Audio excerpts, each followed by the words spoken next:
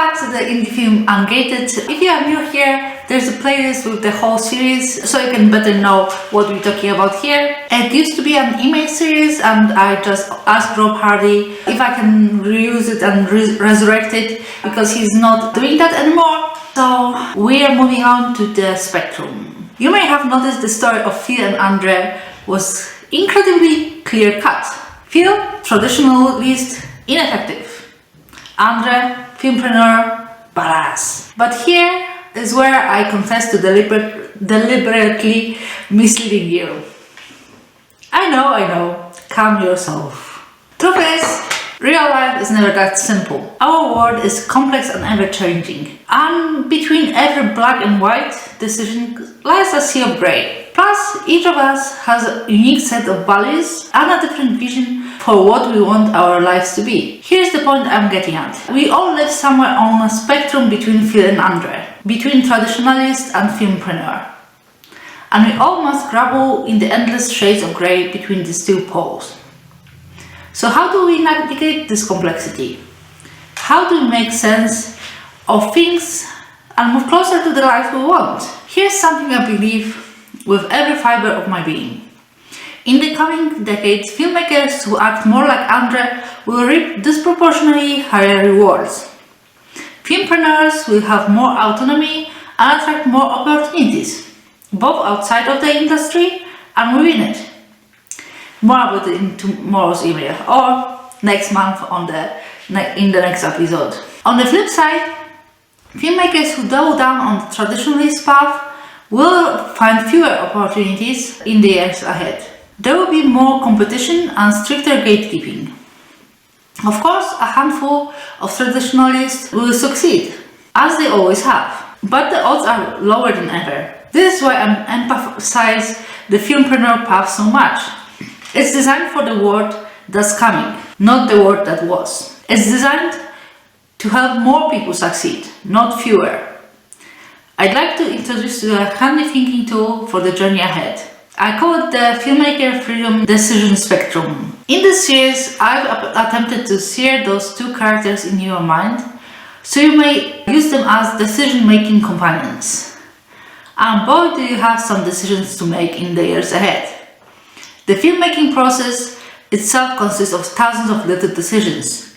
Some creative, some logistical, some financial. And the business side of the film consists of many thousand more. Each of these little decisions on their own might seem insignificant, but taken together, they add up to form a bigger picture. Like a handful of votes can swing an election, so can a handful of decisions swing the outcome of a creative project.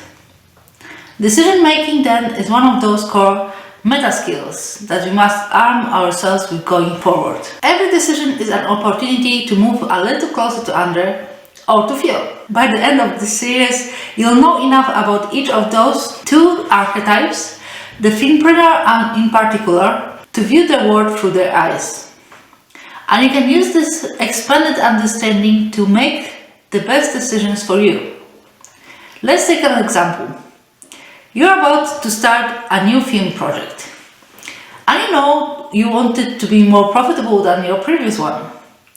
This is your moment of decision. When viewed through the Filmmaker Freedom Decision Spectrum, you can plot a few options. Do you start writing a genre project meant to attract A-list talent? Do you identify a hungry niche and write something specifically for them? Or do you split the difference and write a genre project with a decent amount of niche appeal? See, it's not an either-or thing. The layers of nuance here are multiple pathways to choose. Plus, none of those answers are inherently right or wrong. Depending on your goals, your values, and how you want to live, any one of them might be the right one for you. I'd argue the later two options, where you target a niche in some capacity, are the safest path forward, with the most upside. But again, it's your decision to make. And now you have a handy way to think through such decisions when they arise in the future. Of course, whether to niche down or not is a huge, glaringly obvious example. That one decision will ripple outward and affect everything else down the line. Some decisions are like that. They have an outsized impact compared to others. Other examples of such decisions might include: should you fund the projects yourself, crowdfund, or raise more money traditionally? Should you submit to festivals? If so, which ones? What should your strategy be like when you're there? Should you do direct distribution, hybrid distribution, or sign everything over to a distributor? What marketing strategy and channels should you use? Should you hire a PR firm? At any of those crossroads, you can ask yourself, what would Andrew do? What would Phil do? And what are the shades of grey between them? This crazy world provides us with a dizzying array of options. This tool, simple as it may be, helps us see more of them and choose the one that's right for us. And that's what matters most. So there you have it, the filmmaker freedom decision spectrum. Right now, you're probably conditioned to make most of those decisions from a traditionalist standpoint.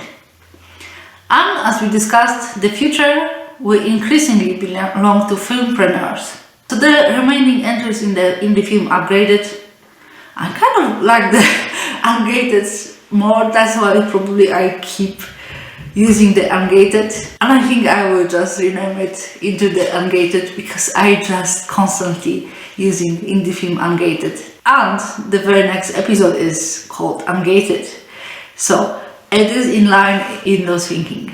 But anyway, so the remaining entries in the indie film Upgraded will get to the core of a few more questions.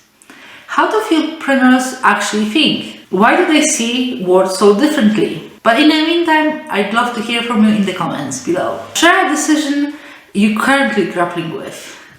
What do you think a traditionalist would do? What about filmpreneur? Any shades of grey in between? Let me know and see you in the next episode. Each Saturday I'm sharing a video about my own progress on my movies, but the first Saturday of each month is set apart just for this series of indie film Ungated. Yes, I'm deciding on the Ungated to move on from now on, regardless how Rob called it. Okay, see you next Saturday. Bye!